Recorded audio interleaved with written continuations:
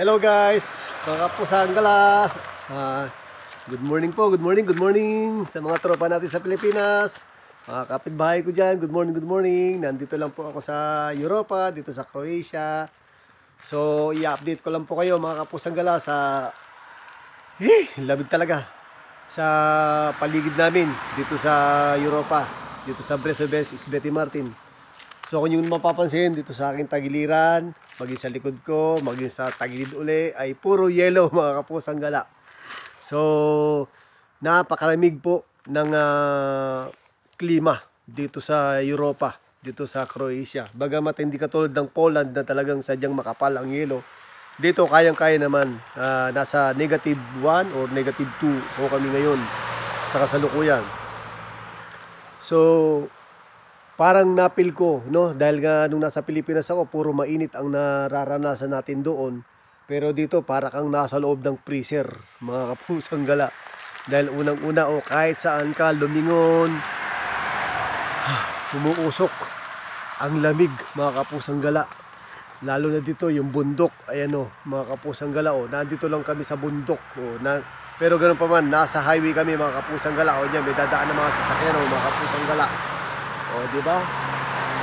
Yan ang mga sasakyan, nasa highway lang kami, mga pusang gala. Kaya dito, malapit lang ito sa aming pinagtatrabahuan.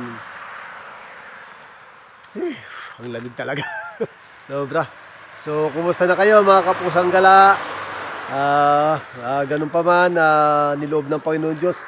Dito pala sa Croatia, bali 1 taon na rin pala ako dito, mga kapusang gala.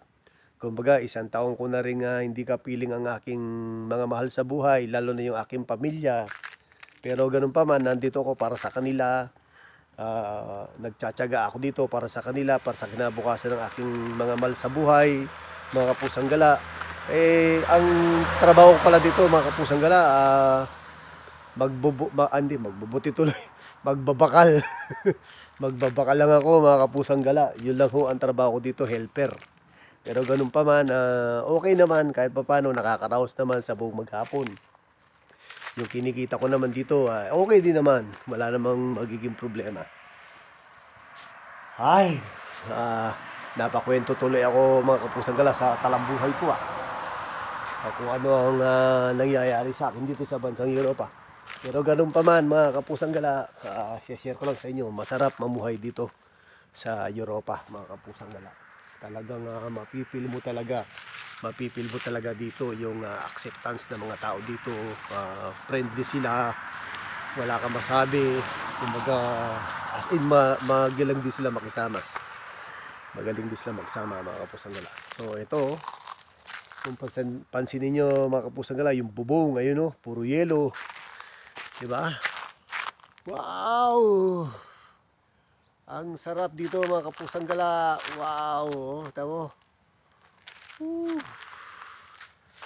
Yan ang paligid namin, mga kapusang gala.